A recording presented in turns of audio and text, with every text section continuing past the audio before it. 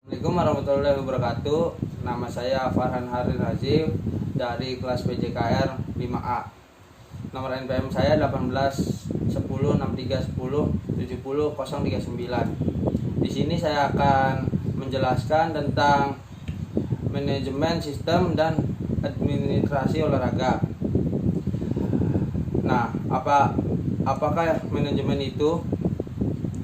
Manajemen sebagai proses keputusan dari organisasi target secara efektif dan efisien melalui perencanaan, pengorganisasian, kepemimpinan, dan pengontrolan organisasi-organisasi. Nah,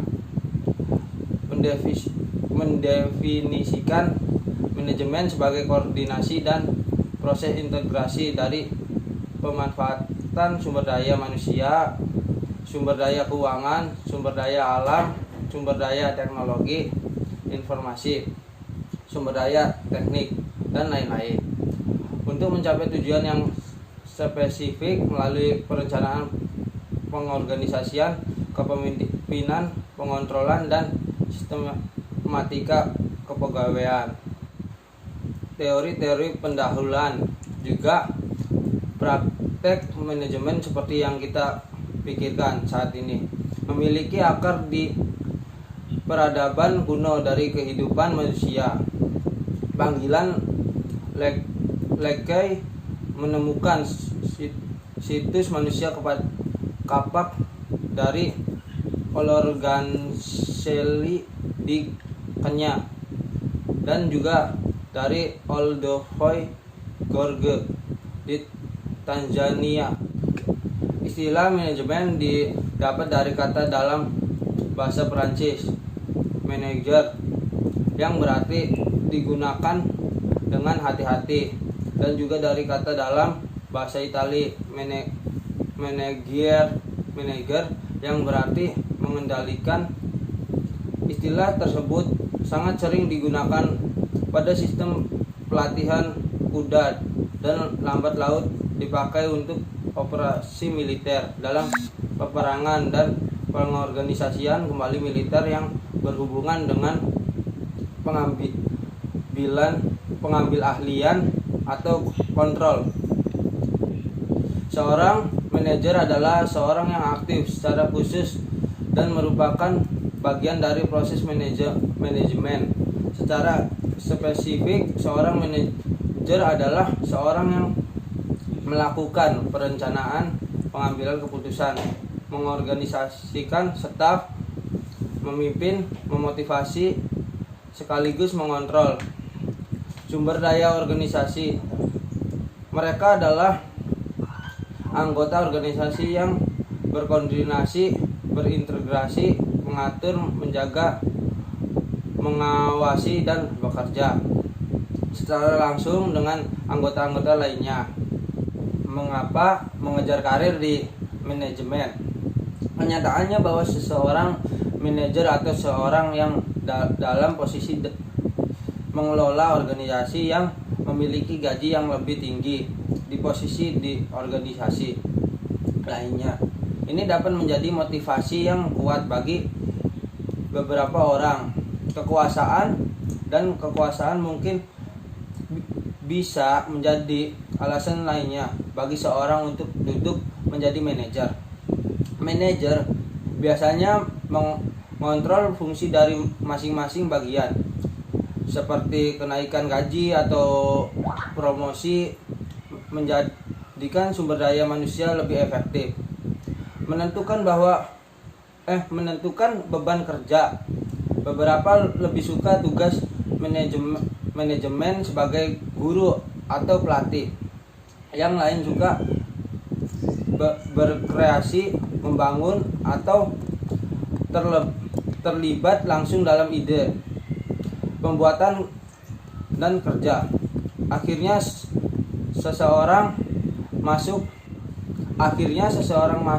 ke dunia manajemen dan menjadi manajer dengan berbagai macam alasan yang berbeda. Prinsip manajemen dan struktur organisasi. Beberapa prinsip yang paling penting adalah sebagai berikut. Struktur manajemen organisasi harus menjelaskan pendelegasian tanggung jawab dan tanggung jawab. Untuk tujuan organisasi harus dipenuhi secara efisien dan berhasil. Manajemen harus mendelegasikan kewarganegaraannya untuk individu yang bertanggung jawab. Ini kekuasaan dan tugas yang terkait harus ditetapkan secara jelas untuk menghindari tumpang tindih berwarga negara. Hindari tumpang tindih berwenang. Kebanyakan kewenangan formal terkonsentrasi di bagian atas dan cenderung menurun sebagai salah satu bergerak menurun tangga. Pekerjaan manajemen mungkin lebih efektif di organisasi oleh fungsi doktrin kesatuan atau kesatuan perintah menyatakan bahwa semua orang yang terlibat dalam jenis pekerjaan tertentu harus berfungsi di bawah otoritas tunggal atau supervisor. Rentang kendali harus dalam struktur organisasi. Jumlah bawahan yang dapat diawasi secara memadai oleh satu orang menentukan kendali.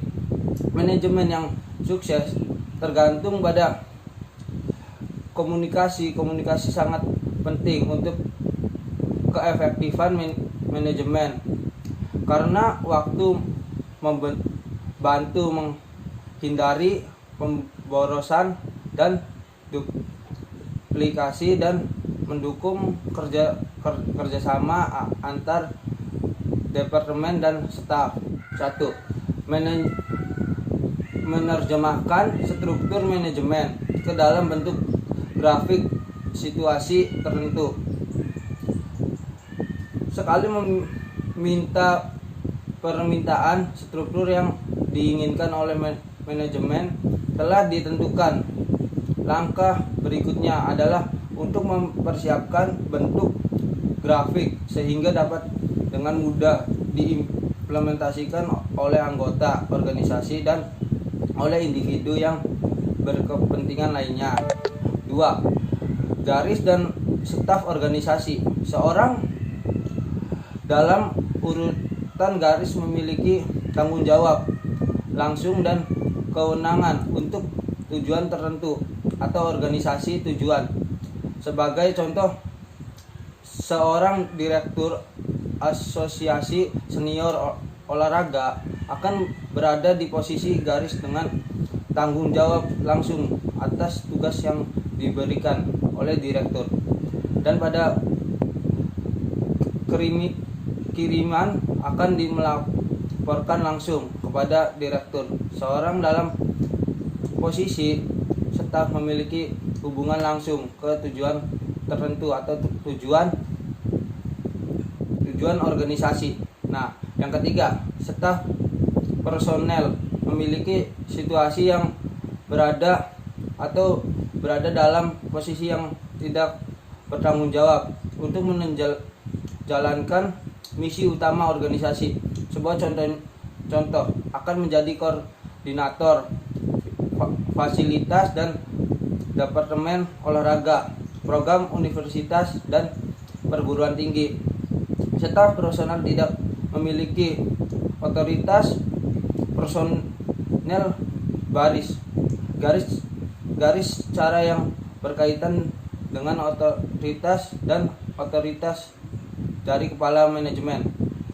Dalam grafik, bagaimana staf biasanya melaporkan pada garis patah dan posisi oleh garis yang solid. Garis personil digambarkan dalam garis vertikal di bagian organisasi yang mencerminkan hierarki kekuasaan, sedangkan personil staf sering digambarkan dalam organisasi horizontal.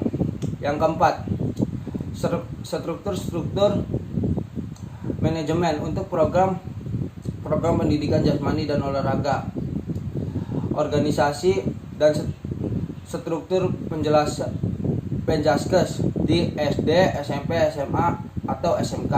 Pendidikan di tingkat kabupaten adalah unit manajemen dasar untuk tingkat SD, SMP, SMA atau SMK dan merupakan sebuah bagian kelompok kerja yang dibangun oleh negara. Di USA, unit pendidikan dasar ini berjenjang dari sebuah sistem pendesaan atau guru satu siswa sampai sistem metropolitan yang melayani siswa. Sebuah sistem biasanya saja hanya sebuah unit pemerintahan yang independen atau bagian dari pemerintahan pusat atau daerah atau unit administrasi daerah lainnya. Nah, kerangka pemerintahan dari sistem tersebut adalah bagian pengembangan sekolah. Pengembangan sekolah terdiri dari kepala sekolah, wakil kepala sekolah, sekretaris, dan bendahara. Kepala sekolah bekerja langsung di bawah pengawasan sekolah dan bertanggung jawab sebagai penghubung pertemuan para pengembang sekolah. Wakil kepala sekolah dalam kapasitasnya sebagai pengisi kekosongan kepala sekolah. Yang B, pengawas sekolah. Pengawas sekolah memiliki tanggung jawab pendidikan dari pemerintah dan pengembangan sekolah. Bidang eksekutif, kurikulum, dan instruksi tugasnya adalah mengawasi divisi pendidikan tingkat dasar dan menengah seperti mengembangkan bakat dan minat, dan bertanggung jawab sebagai pengembangan staf guru dan apa saja yang berkecimpung di dunia tersebut dalam tingkat kabupaten. Nah, bidang eksekusi SDM atau pelayanan jasa, bidang ini merupakan pusat bidang yang ada dalam lingkup kabupaten dan mengatur fungsi-fungsi individu untuk semua jabatan, guru, pelatih, dan staf administrasi lainnya. Bidang keuangan dan layanan bisnis atau manajer bisnis. Sekolah bidang ini mengawasi segala sesuatu yang berhubungan dengan keuangan yang dipergunakan dalam kegiatan sekolah negara dalam lingkup kabupaten. Prinsipal bidang ini keberadaannya sama dengan pengawas sekolah. Bedanya kalau pengawas sekolah bertanggung jawab atau semua kegiatan yang ada di komunitas sekolah, tetapi bidang ini hanya pada kegiatan tertentu saja. Supervisor bertanggung jawab untuk mengembangkan dalam bidang tertentu, walaupun terkadang bertanggung jawab terhadap semua aspek yang terjadi di pendidikan dan menengah. Direktur posisi laisi dalam dunia pendidikan di Indonesia tidak adil gungu saja. Posisi ini setara dengan cara kepala dinas di Indonesia. Olahraga pada pendidikan menengah memberikan konsultasi pendidikan menengah dalam bidang olahraga, eskul yang berhubungan dengan olahraga. Nah, yang kelima ini struktur dan organisasi penjaskes di tingkat perguruan tinggi dan universitas. Penjaskes di tingkat perguruan tinggi dan universitas terdiri dari 4 komponen, yaitu instruksi dasar atau program kegiatan fisik, program keguruan, program non keguruan seperti kepelatihan dan sebagainya, program khusus tingkat perguruan tinggi. Nah, yaitu administrasi olahraga. Kata administrasi berasal dari bahasa Belanda administrasi yang artinya segala kegiatan yang termasuk menulis, mengetik komponen surat menyurat atau kearsipan agenda pekerja tata. Yunani administrasi yang ada pada administrasi yaitu melayani.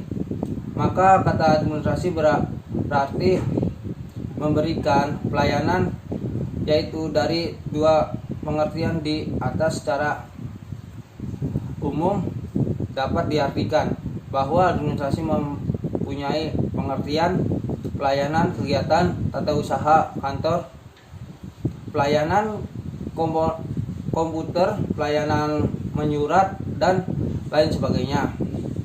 Pengertian administrasi untuk mendapat memberikan pemahaman tentang pengertian administrasi tidak lepas dari asal-usul kata administrasi, yaitu sendiri sebagaimana bahasa sebelumnya, yaitu kegiatan tata usaha negara. Membedakan administrasi dalam dua pengertian, yaitu kantor dan melayani. Menurut Profesor Prajudi atau Sudirjo, lembaga administrasi dalam pengertian seperti dan administrasi dalam luas.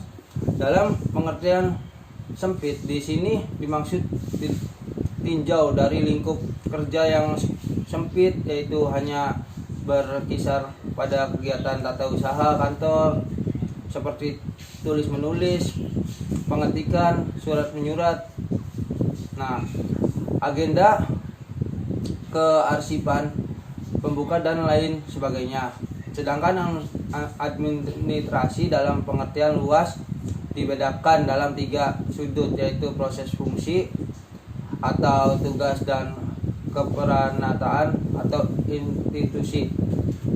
Proses ditinjau dari sudut proses, maka administrasi merupakan keseluruhan proses melalui dari proses pemikiran, proses pencernaan, proses pengaturan, proses penggerakan, proses pengawasan sampai dengan pencapaian tujuan.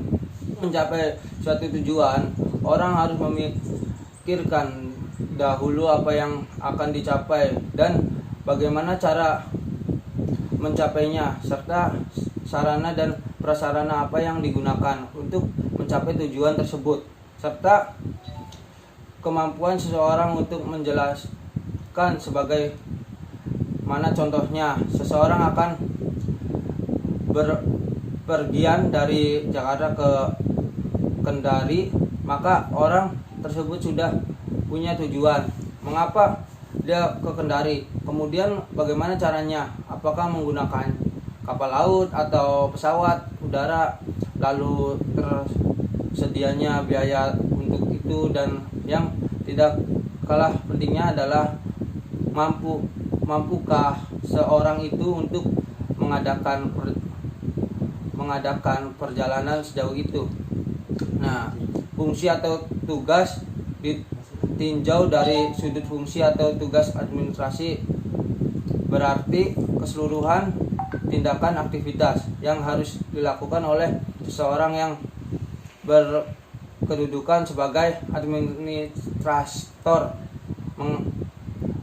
memegang jabatan dalam manajemen suatu organisasi. Dalam setiap organisasi atau instansi sudut tertentu, dan orang-orang yang menjalankan administrasi, misalnya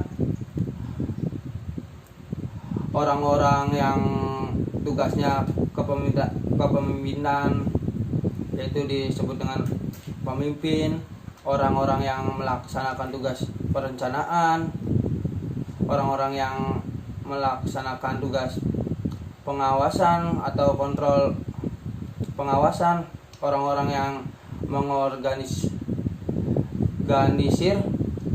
organitor dan sebagainya.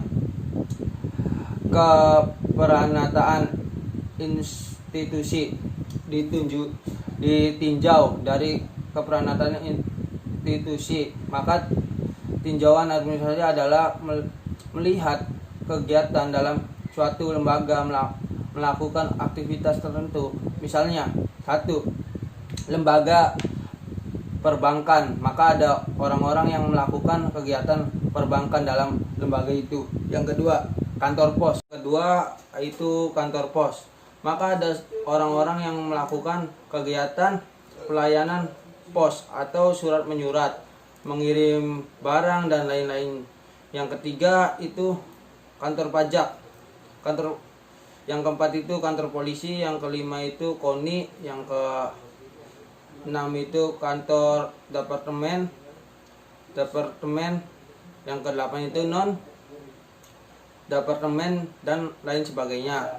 Nah, motivasi yaitu sudah tentu harus memiliki suatu motivasi kerja yang baik untuk mengembangkan kinerja organisasi yang baik. Dibutuhkan niat dalam mengembangkan suatu motivasi kerja yang tinggi. Karakteristik dari sebuah motivasi kerja diantara lain yaitu kemampuan seseorang dalam meningkatkan pelayanan dan prestasi pada organisasi yang atau departemen pada semua tingkatan. Yang kedua itu manajemen mendefinisikan apa yang dituntut dalam bentuk peningkatan kinerja. Yang ketiga itu motivasi dari atas yang menumbuhkan semangat dan keyakinan bersama akan pentingnya perbaikan terus menerus dalam peningkatan mutu perusahaan dan organisasian. Yang keempat itu fokus pada mempromosikan sikap positif yang menghasilkan tenaga kerja yang terlibat dalam komunikasi dan termotivasi. Nah, sekian yang dapat saya jelaskan, kurang lebihnya mohon maaf. Wabillahi taufiq wal hidayah. Wassalamualaikum warahmatullahi wabarakatuh.